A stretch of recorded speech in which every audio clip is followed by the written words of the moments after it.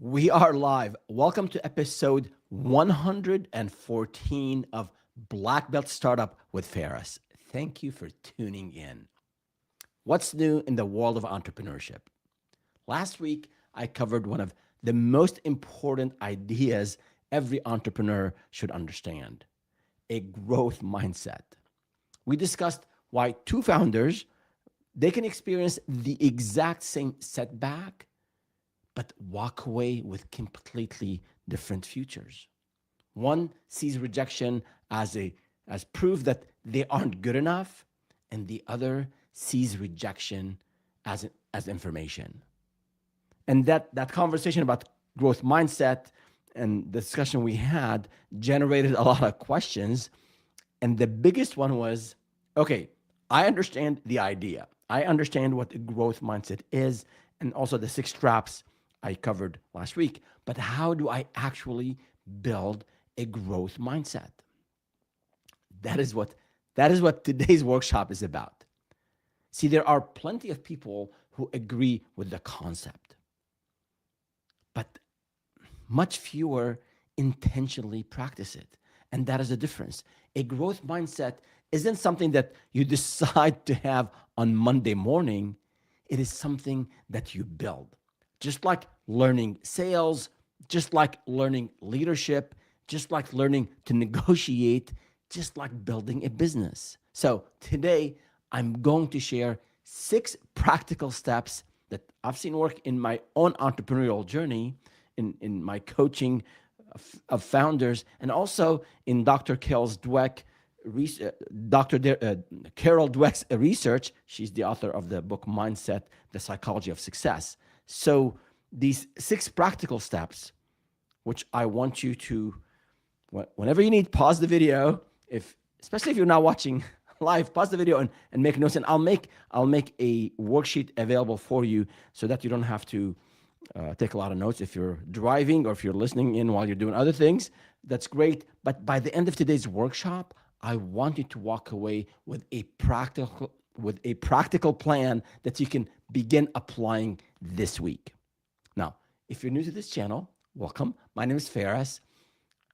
That's what I do. I help entrepreneurs start, build, and scale businesses, and I focus on consulting businesses. So if you are an HR professional, IT professional, a process automation professional, someone who wants to get into AI and offer consulting to businesses to adopt AI intelligently, if you want to start a business with this technical expertise that you have, I have a lot of resources for you. You can check my YouTube channel at Startup with Ferris, and Ferris is spelled like my first name, Feras, and you have playlists on how to start, how to learn, how to vet your ideas, how to learn how to do marketing, sales, how to hire properly, deliver a service.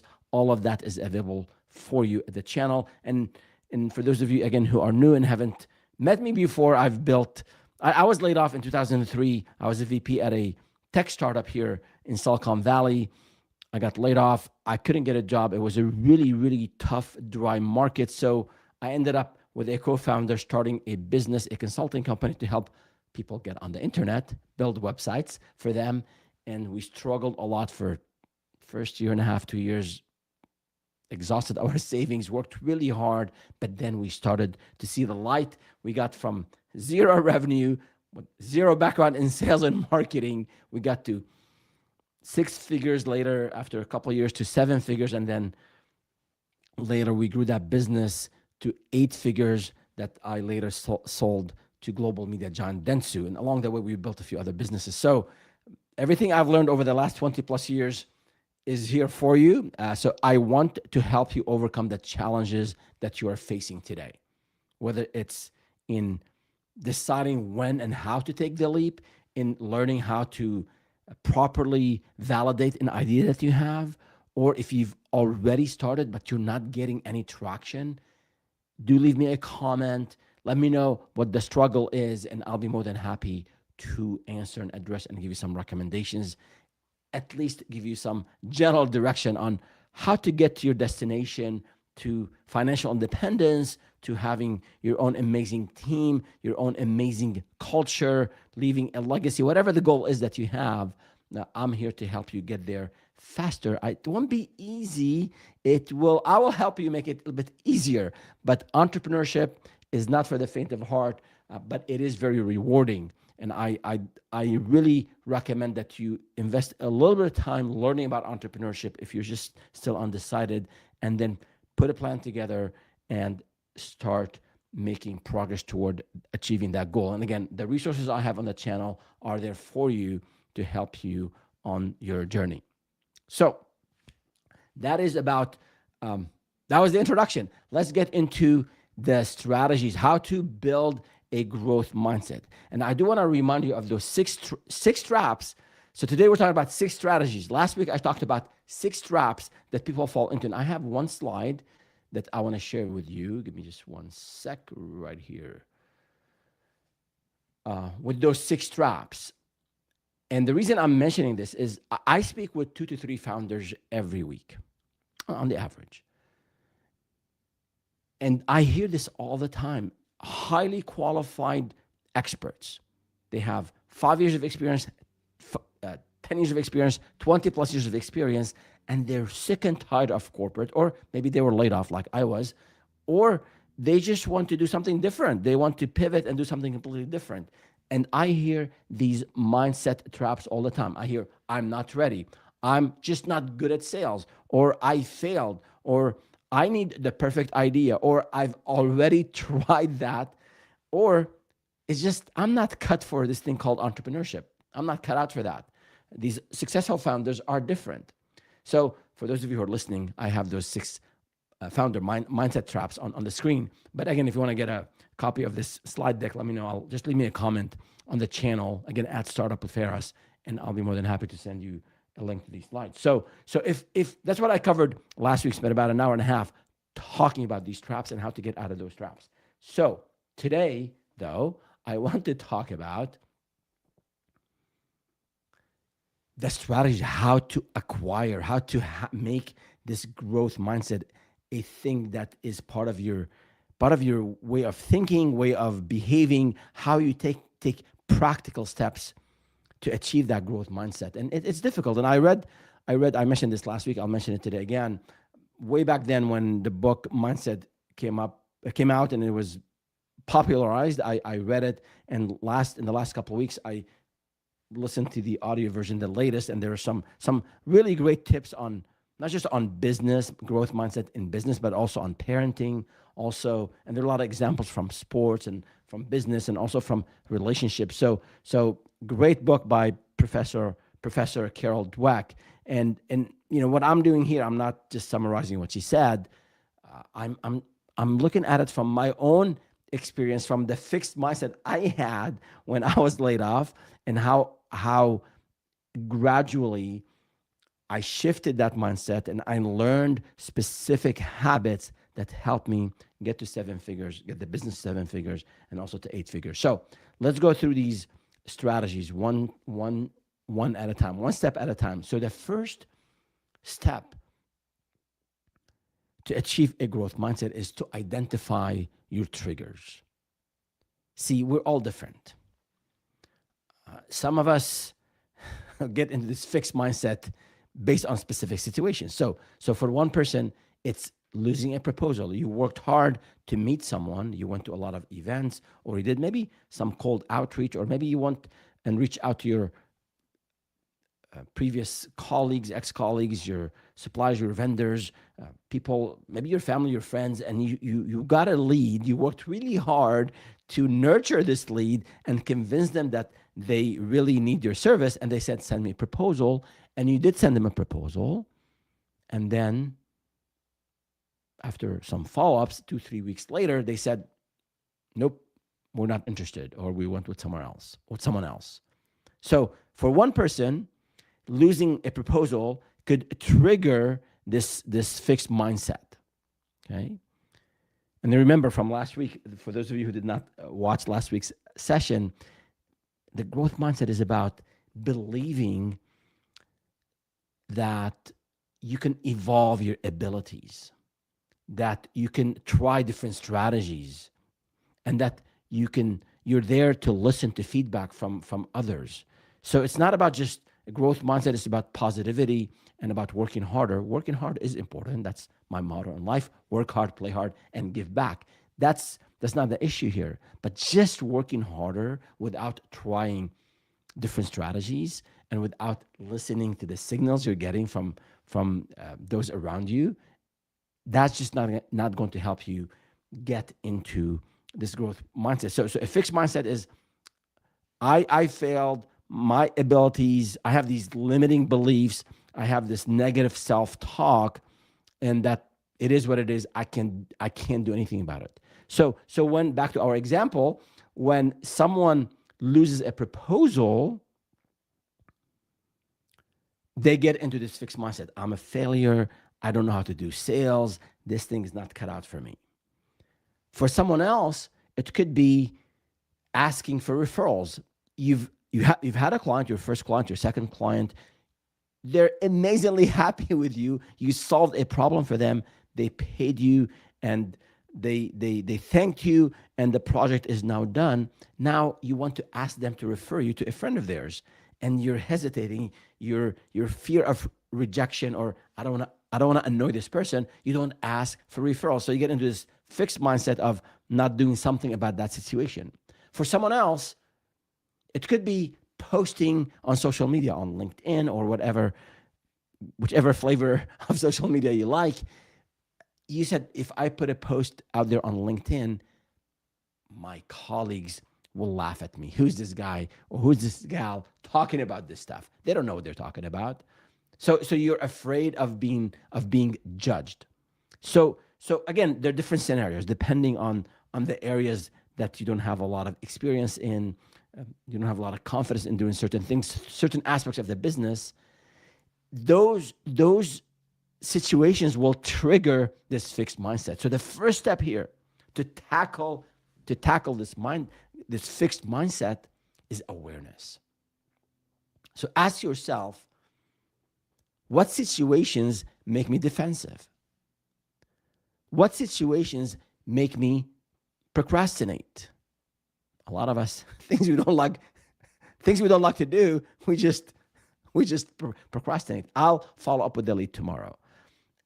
I had this serious issue. Remember, I learned sales from the ground up. I was in corporate before I was laid off, and I was more on the professional services type of things, where I was in charge of delivering the solution that our company produced to clients. So I was aware of general sales and marketing, just like anyone else, but I never asked people for money for something that I offer. So, and I went from working the company, the startup that I was part of, we were selling infrastructure technology to the telecom, the biggest names in telecom, to AT&T, Comcast, Cox at the time. All these companies were trying to upgrade their infrastructure, and that's what the tech startup that I was part of produced. And these sales cycles take months, and it's a different level of sales and business development. So I was a little bit exposed. I was exposed to that a little bit, but for me to walk into a small restaurant and ask the business owner, "Hey, I build websites. I can help put your business online." Remember, this was 2003, so that was websites were a novelty at the time. For me to knock on the door of a business owner, or pick up the phone and call someone and tell them that was horrifying. So I feel you for those of you who are maybe were just laid off, or they're thinking of starting a business, and you have this fear of talking to people about business, and you're not sure how to sell, and you keep procrastinating. I hear you, my friend. I went through all of that. And then my co-founder and I, we decided, we got to do something about it. I had a young family at that time, and I was the sole breadwinner. So we had, I had an okay severance package, but that amount was shrinking. That the money in the bank account, the amount in the bank account was shrinking day after day, and we had to do something about it. So we mustered all the courage that we had, And we started to go out and ask people and ask our friends to refer us to others. It was very difficult. So I want you, for some of us, for some of you, this might be okay. You're an extrovert and you're comfortable talking to others. Maybe that's your case. So maybe when it comes to deliver a project, you pause and you get into this fixed mindset. Maybe when it is time to hire people, you keep delaying that and then you're swamped in work and you can't grow. So I want you to be aware and identify when you find yourself getting into this fixed mindset. So this is step number one, is identifying your triggers. So ask yourself these questions. When do I stop asking questions because I don't want to look inexperienced? What business activity consistently drains my confidence? So those are the things that you want to ask yourself. And those triggers, when you find yourself getting into this fixed mindset, that's not the problem. That's just the way you're reacting to situations, to scenarios. The problem is that if you don't recognize it. So I want you to take that step. Step number one, identify those triggers that get you into this fixed mindset, and then you're not taking actions. I'll give you one last example before we go to the second step. And the example is from someone I had connected with recently, and they had sent a proposal, and they met with the business owner, they met with a couple of the directors, and they did, I think, like 1 or 2 follow-ups over email, and that was it. And then they reached out to me, this person, and said, yeah, I tried really hard. I met the business owner. I thought they were going to buy, and they didn't. And now this consultant stopped following up with the business owner. And I just brought a simple statistic that it takes multiple touch points, multiple follow-ups for a deal to move forward, depending on the size of the business, depending on the size of the contract, depending on the complexity of what you're delivering. It could go anywhere from especially if you're pitching to the enterprise, it could go anywhere from 3 months to 9 months to even longer. I used to sell to the government. We were one of the top analytics agencies for the US government at the time. We had a lot of the government agencies as clients. Sometimes it took over a year to close those deals. Obviously, if you're working with small businesses, the cycle could be anywhere from 2 weeks to 8 weeks. If you're in maybe the business to consumer, the cycle could be shorter. But the point here is that you can't just send a proposal, have a follow-up email, and then just call it quits. Now, there is a process to follow up, and there is something that you can do about the situation where you feel that you're annoying the client, you feel that you're a burden on the client, you feel that you'll get a rejection, so you keep procrastinating, or you just quit on following up. So that won't help you grow the business, and that leads me to the second step in achieving this growth mindset, and that is, once you know the triggers, I want you to recognize those triggers and label them, give them those fixed mindset triggers, give them a persona, give them a name. And this is what actually Professor Dweck talked about in her book. She suggested to give your inner voice a personality and give it a name. And my wife and I, and we've been married for a long time, and amazing journey has been, and hopefully will continue. So she yeah, if I bring examples from home, I get in trouble. So I have to be careful. But my wife and I have names for our respective personas, and we joke about it now. Again, if you're recently engaged or married or in a relationship, you have to be careful. Things, you can do other when you, as your relationship grows, and as the bond and the love, as they grow, you can do things you shouldn't and can't do early on. So now, in a loving way, in a funny, loving way, we remind each other of our faults or our fixed mindset or persona that is triggered by a specific situation. So personal stuff aside, I love this idea. And in business, once you recognize this trigger and you give it a name, then this is just, it's not you, it's this other persona in a way. So if you're thinking that, and this inner voice is saying, don't do this and drop X, don't do this, whatever that is, sending a proposal, following on a proposal, posting on the internet, cold calling, emailing, texting. If you're getting this inner voice and you're hearing, you'll embarrass yourself. People, you're not that technical expert that you think you are. Someone else already does this better than you. People will think you're an imposter. So if you are starting to hear these voices or a version of these voices, note that these are not facts. They are perceptions or predictions. And if you give them a label, give it a funny name, I don't know. If you're the perfectionist type and you keep delaying launching your website or updating your LinkedIn profile or sending that proposal because you want to make sure it's 100% perfect, maybe you name your persona perfectionist Peter or something, just called Peter. And every time you get these triggers and every time you hear these voices, say, okay, this is not me, this is Peter.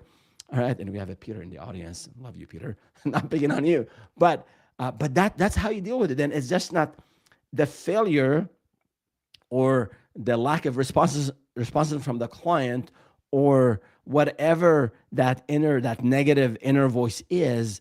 Give it a label and then deal with it. Which again, we'll talk about how to deal with it in the next few steps. So if you're hearing this website that I've been working on for the 10th iteration and I haven't launched yet, if you keep hearing it's not good enough, call it perfectionist Peter or whatever, and then launch that website. The co-founder of LinkedIn, Reid Hoffman, he said, and he's talking about products, but that's applicable to consulting and to this example. He says, if the first version, the first iteration of the product that you release, if it's something that you're not ashamed of, then you've launched too late.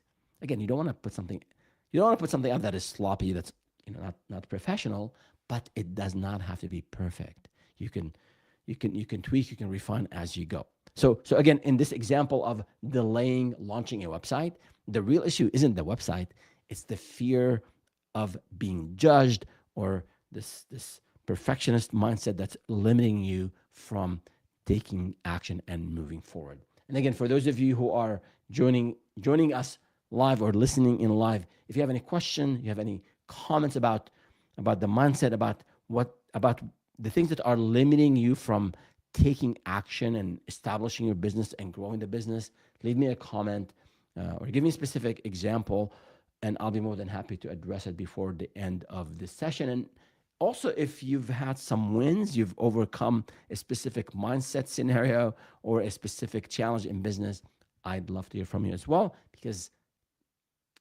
I love to, for our community, to see how our aspiring entrepreneurs are dealing with challenges and overcoming these challenges. All right, so step number one was to identify the triggers. What is it that triggers you to get into this fixed mindset? The second step was on recognizing the persona and give it a name, okay? And then the third step is replacing judgment with curiosity. And this might be the single biggest shift in mindset. So instead of asking, am I good enough? Ask, what can I learn? Instead of, why does this always happen to me? Ask, what is it that I'm doing that's leading this to happen to me? Or what variable can I change next time? So curiosity removes emotion from the problem. It turns the disappointment, the the failure, the challenge you're facing into research. Let me dig into it and see what is it that I can do the next time around.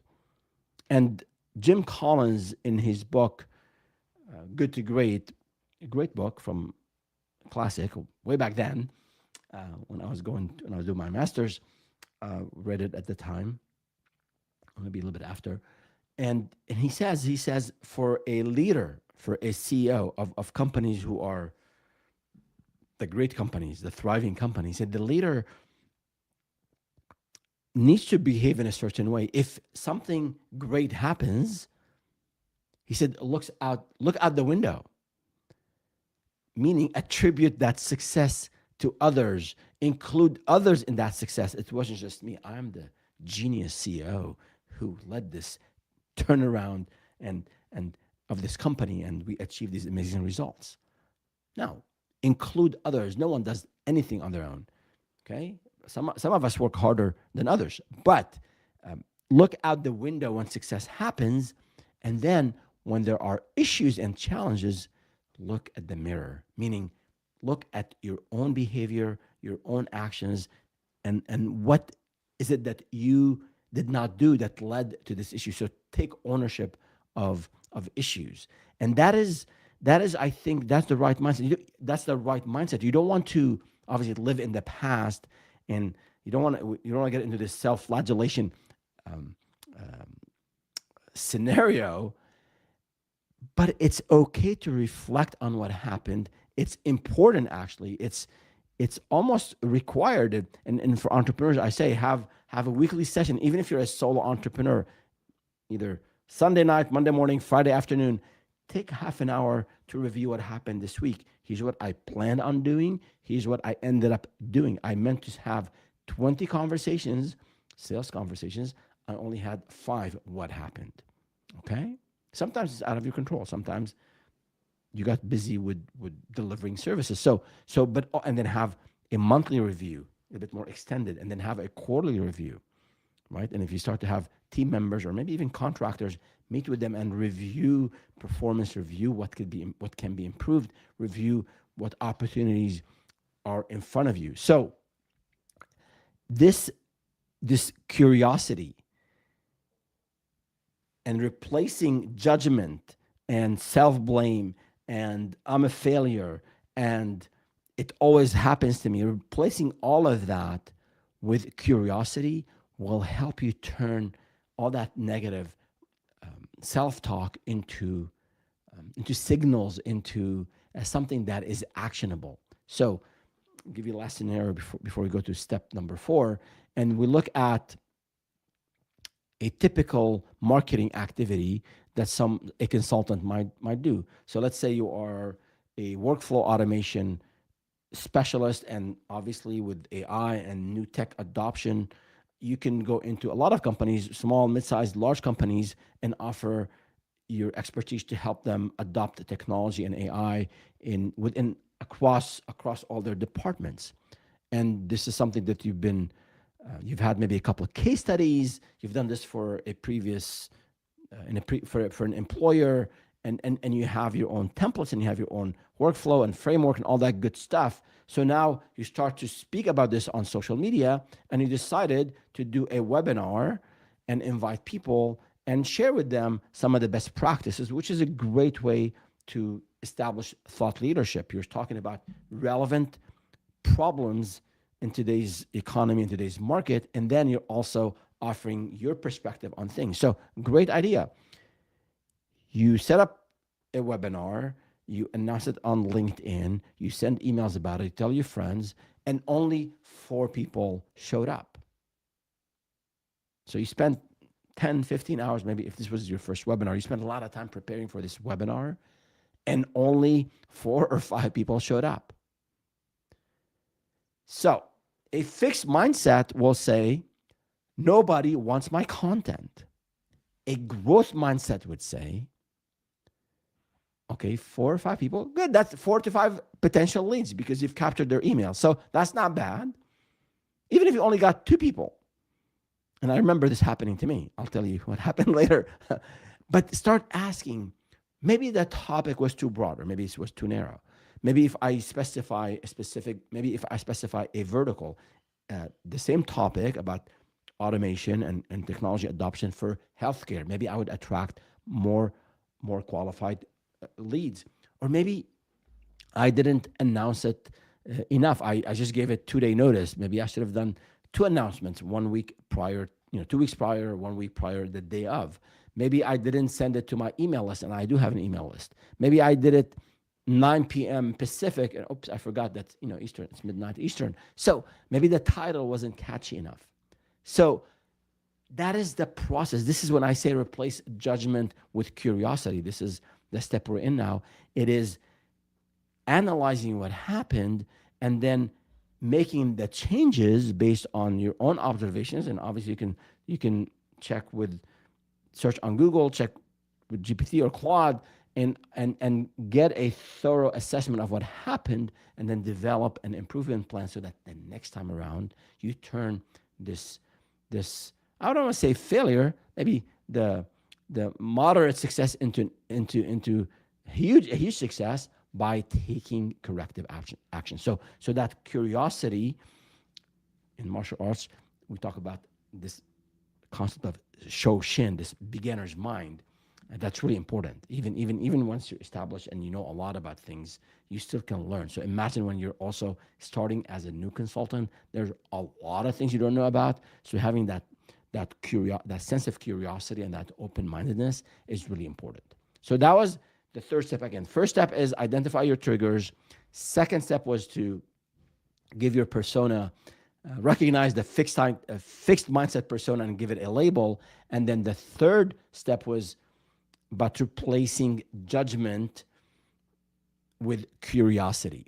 Now, the fourth step, and we have 6 in total, is about focusing on effective learning. See, when people hear about growth mindset, from my experience and speaking with other founders, a lot of people misunderstand this concept of growth mindset. They think it's about trying harder and trying harder forever. I'm, again, a big believer of working harder, trying harder. That's just the nature of that's what it takes to build a business. That's what it takes to do anything worthwhile in life. You have to just work hard. There's no escape. There's no escape except on, of course, on LinkedIn. LinkedIn a little bit, YouTube a lot, social media a lot, where you can get to $100,000 a month in revenue quickly, right away, following my 15-minute advice. So real life doesn't work that way. A lot of people, I think they do a disservice to a lot of the entrepreneurs by not oversimplifying, by making it sound like it's just so easy to do. Yes, if you use a framework, a system, including mine, you on our blackbeltstartup.com website, yes, you avoid a lot of the mistakes that I made, and you have a system for you instead of just chaos and not knowing what to do. But even with that, even with the best framework, I believe ours is near the top there. We've built several consulting businesses to 7 figures and 1 to 8 figures. So this comes from experience. This comes from all the research I've done, all the books I've read, all the hundreds of founders that I connect with. So even with that, there's still a lot of work involved. But trying and working harder growth mindset isn't just about that. The other aspect of the growth mindset, in addition to effort, is that you have to look at other approaches. So in some cases, yes, you got to try harder. That could be one part of achieving growth mindset. Sometimes it's a different strategy. Definition of insanity. You keep doing the same thing and you expect different results. So sometimes the solution is trying a different strategy. Sometimes it's asking for help, getting feedback, getting input from others. Sometimes it's hiring someone who's already solved the problem, right? So I don't want to just say the growth mindset is about working harder. Effort is part of it, part of the equation.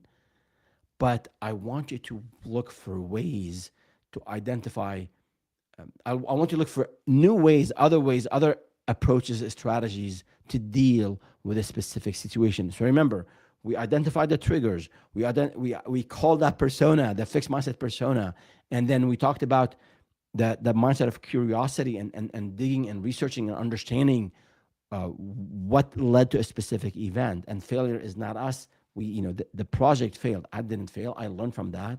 Yes, it's a failure. It's hard. It's sad. It sucks. I get that. But then what did I learn from it so I can improve the next time around? But now in this step number 4, it is about effective learning and then trying something different, doing something different the next time around. So you might, I'll give you a scenario. You might be thinking of reaching out to your warm network, your people that you've worked with, ex-colleagues, ex-suppliers, vendors, customers, and speaking with them, but you're not getting any replies. You're not getting appointments. So maybe you send out 20 messages. So that's one scenario. Or if you're doing any sort of cold email, cold calling, and you send 100 of those, but you're not getting any appointments. You're not getting any replies. So if you're sending, let's say like cold email example, based on the statistics, don't expect to get 20 replies from sending 100 emails to people that you haven't connected with. The response rate, there are a lot of variables, including the subject line and other things, but it could be 2%. You might get 2-3 replies out of 100 emails that you send. So that is just one piece of information. Maybe again, you're new to cold calling and you're not sure. So now you learn, you can research, you can find good channels on read a book on cold calling. So you follow all the best practices. But if you're not getting appointments, or if you're not getting replies, maybe I should try something different. Do A/B testing on the subject line. That there's a concept of A/B testing when you send out emails, especially when you're doing a lot of emailing, right? So maybe it is the offer that I have. Maybe I come from a corporate background and I'm used to working with these Fortune 1000 as an employee, and now you're used to a certain way to speak and a certain way to speak to decision makers, directors, and senior directors and VPs. And now, as a small business owner, as a founder,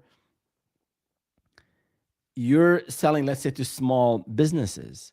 So in your email, it could be full of jargon. It could be speaking to sort of like a VP at a Fortune 1000, and that language is not going to resonate with someone who is a small business owner. They need something maybe, they could be technical, but still the language is different. The sales cycle is different. What's important to the small business owner is different than what's important to a VP or a director at the enterprise. As a friend of mine, Ron used to say, I learned a lot from him way back then. He used to say, when you sell to corporate, the big companies, when you sell to small businesses and you're asking them for money, you're asking for money out of their pocket, out of potentially their son or daughter's education fund. But when you go and sell to the enterprise, you're asking money out of a budget. And that's a huge psychological difference. He was enticing me on pursuing bigger businesses. At the time, we were very focused on small businesses. That was an amazing piece of advice from Ron. So I haven't connected with him in a long time. Should send him a thank you note after all these years. So that is what I want you to think about when you're dealing with a situation that did not lead to the outcome that you're expecting. So focus on effective learning and trying different strategies. So before we go to step number 5, we have some comments, so let me check those out.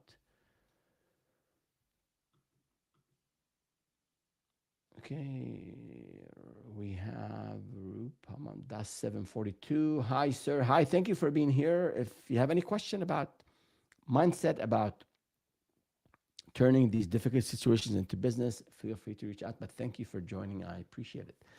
Good. All right, step number 5.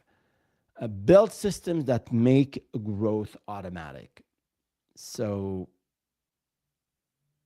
this is about, of course, um, as a solo business owner, everything is in your head, and you know how to react to a certain situation. It's just you by yourself, whether it's marketing or sales or delivering a service.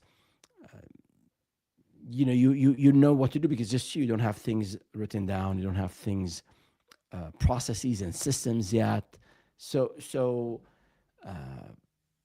and you have the amazing, a very sincere intention that you want to do things for the business, for your family. You want to grow. You want to reach financial independence.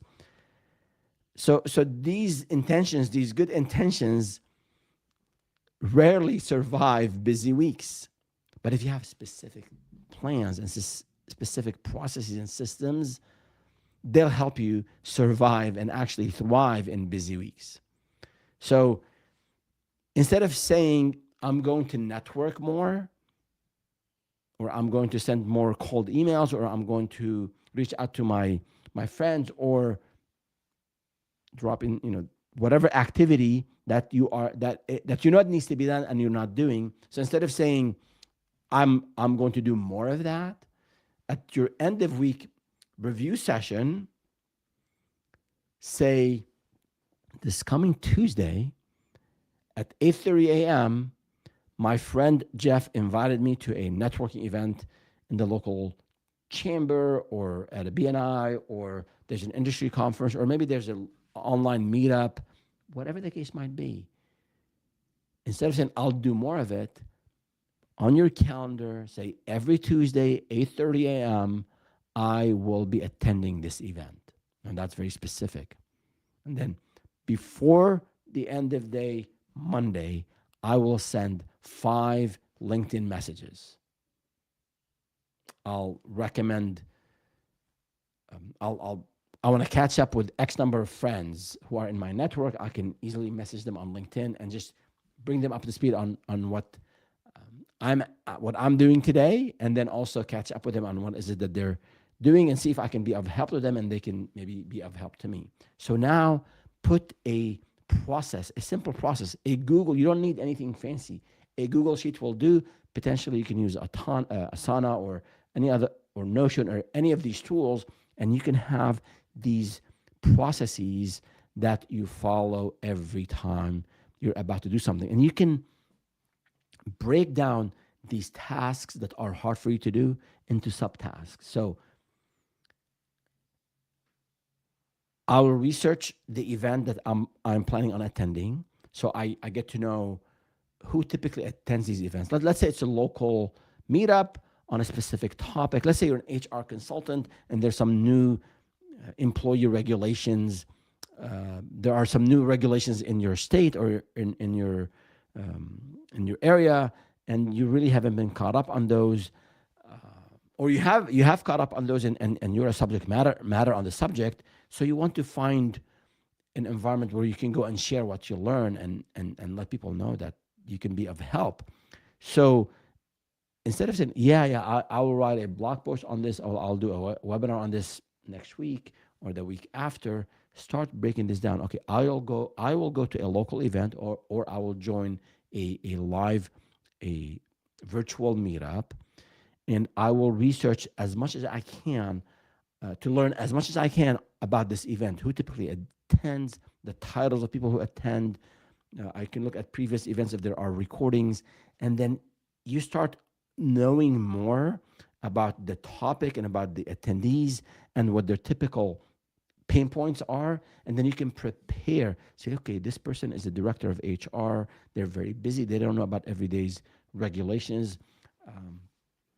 I can provide maybe some executive level insights that I can share in my newsletter, or I can send it to them in a follow-up email. So you equip yourself well ahead of this event. So you build your confidence. Now it's not just I'm attending an event and oh my God, I don't know what to do. You break down the things that that will help you in this pre-event preparedness stage, right? So whether you're going to, if you're going to give a 5 minute talk about a specific topic, and maybe you're very nervous about public speaking, and that's a common issue, common challenge is, I think, the first fear after death that we have. So I can develop my outline. I can research the topic. I have 5, 10, 20 years of experience in this field. So I know this stuff cold. How do I make this presentation easily understood by the audience? Depending, if you're speaking with technical people, is one level of details. If you're speaking with executives, you need different approach. So you research, you know the material. Now you research how to package it, how to tell a story. You develop an outline or a full script of your talk. You practice it a few times. And then as you're doing these activities, all of these are warm-ups before you go on stage, before you go into, before you step on the mat. That will help you execute much more effectively when it's time to deliver. So whether it's practicing a sales pitch, preparing for an important sales call with a big lead, maybe it's content creation, prospecting, maybe it's the weekly review that you keep delaying having a weekly review because you don't want to be honest with yourself that, hey, I messed up this week and I didn't do any sales calls. Whatever the case might be, it's easier. Growth and a growth mindset becomes easier when your calendar does a lot of the thinking for you, when you have systems and processes that you follow. And again, if you're using a Google Sheet, just before any of these activities that I mentioned, the examples I mentioned, and you can apply, you can fill in the example that works for you.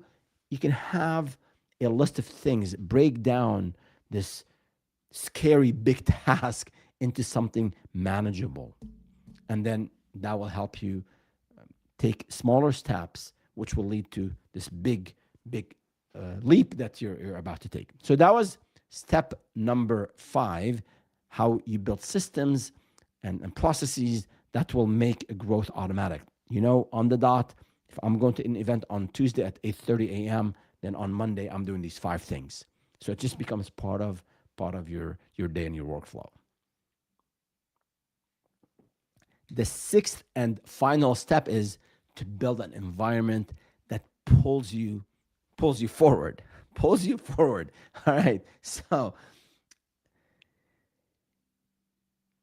they say entrepreneurship, it's lonely at the top.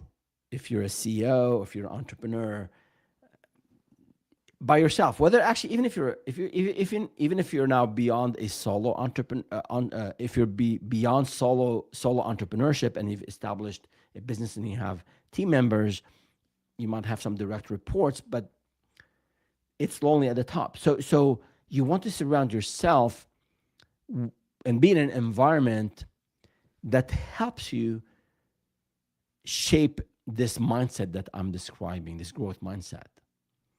Because if you're by yourself and you're not open to getting feedback, and if you're not engaging with others on things that you need to be engaged with as a CEO, as a leader, as a founder, then there's more room for this negative self-talk. But if you start to surround yourself with people who will provide you feedback, with people who have a growth mindset, not those who always complain, then you'll behave. That will help you build that behavior. Because if you surround yourself with people who always complain, you'll complain. If people around you always complain about sales and leads are not getting back to us, and I hired this lead generation company and they gave me crappy leads, and that's, you start echoing that. So it's really important to be in an environment where people are doing the things that you want to do. If everyone is experimenting, you'll experiment.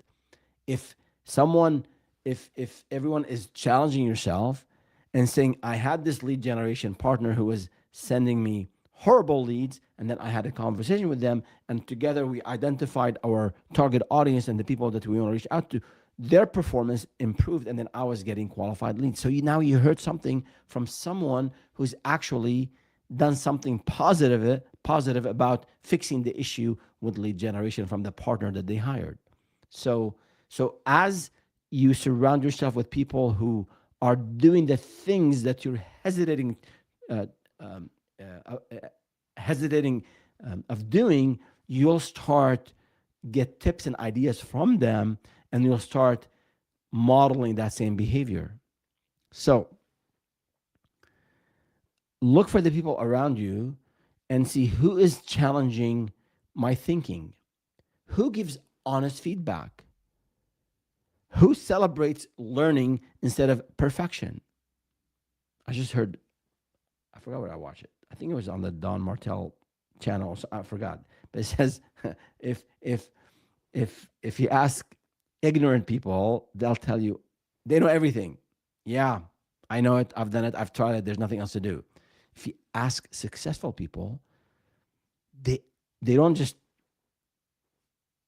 they don't just have this mind of, yeah, I know it, I know what to do, I'm successful. No, they're curious. They're very curious to know about new things, about how people solve problems, about other perspectives.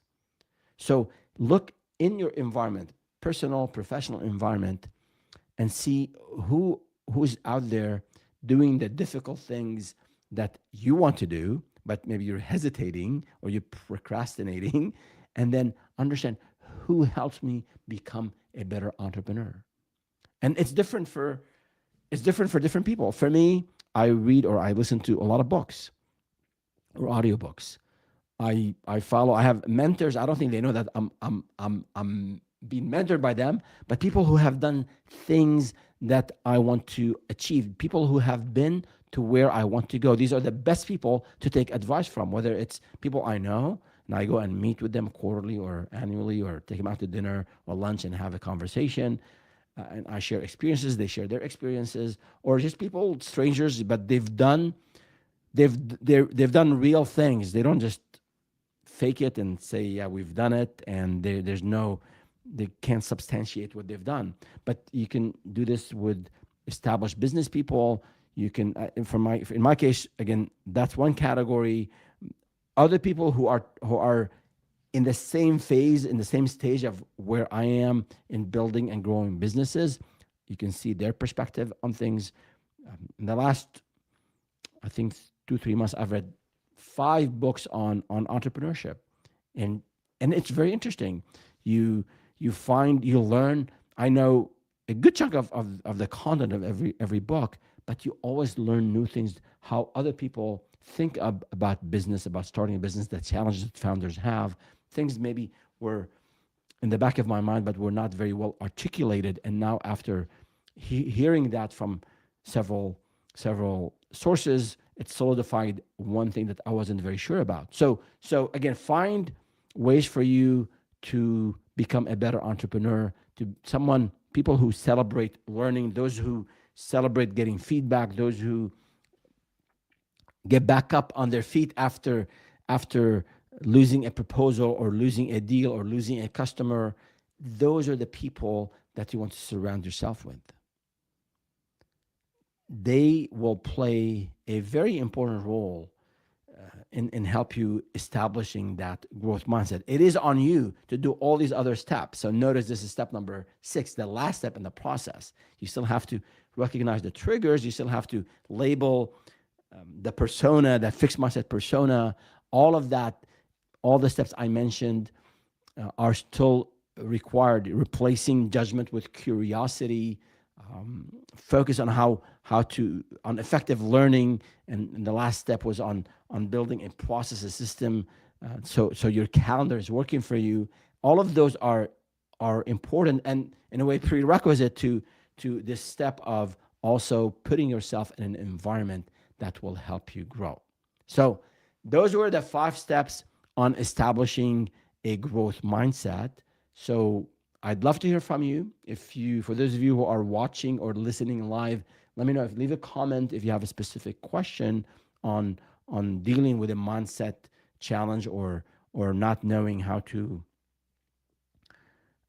how to move from procrastinating, or moving from this phase of I'm not seeing any traction, and this entrepreneurship is not cut out for me. If you are having any of these challenges, let me know. Leave me a comment, and if it's something a bit private, you haven't announced to the world that you are starting a business, and you don't want to put a comment out publicly on YouTube or on LinkedIn, send me an email. Send me an email at info@startupwithfaraz.com. Again, Faraz spelled like my first name, Feras, and I'll be more than happy to answer these questions. But any of your questions. But I want you to finish these two sentences as you're going through this, as you're reflecting.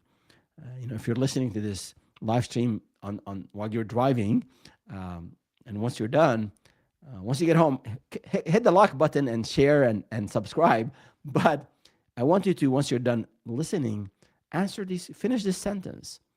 The biggest thing that I'm avoiding in my business right now is fill in the blank. Or the story I keep telling myself is fill in the blank. So whenever possible, identify this self-talk, this fixed mindset belief, identify these hidden assumptions, and then what experiment you want to run, you should run next. Okay, so again, a growth mindset isn't something that you declare, it is something that you practice. So every client conversation, every rejection, every setback, every experiment, these are the moments. Those moments don't tell you who you are, they tell you what happened and then where to grow. All right, so that's it for today. I will share just a couple of things here before we wrap it up. If you look here, let me share my screen quickly. If you go to @startupwithfaraz on YouTube, let me go right there. Yeah, here you go. And there are a couple of live streams. So this is, if you are watching, you can see it now. If you're listening, there's this live stream from last week, how entrepreneurs build a growth mindset for success. So in that one, I spoke about the 6 traps, and it was a workshop with questions and scenarios. So check it out. But also this is in the live section of the channel. In the video section of the channel, the videos section of the channel, there are actually few recent videos. One on sales, 50 calls I audited and the 4 common killer mistakes. So check out this video. And then if you are about to start a business and you're not sure how, I have the ultimate guide to starting a consulting business. This has been extremely well received by the community. A lot of great feedback. So go ahead and check that out, and check out the different playlists on sales, on marketing, on delivery, on mindset, on planning, on hiring attorneys, on hiring accountants. A lot of content to help you start stronger and get closer to achieving your dreams of having your own business, being your own boss, reaching financial independence. This journey is not easy, but hopefully, I'm hoping with my content, with the framework, with my experience, and the support, I will make that journey easier for you. Have a good one, and we'll see you next time.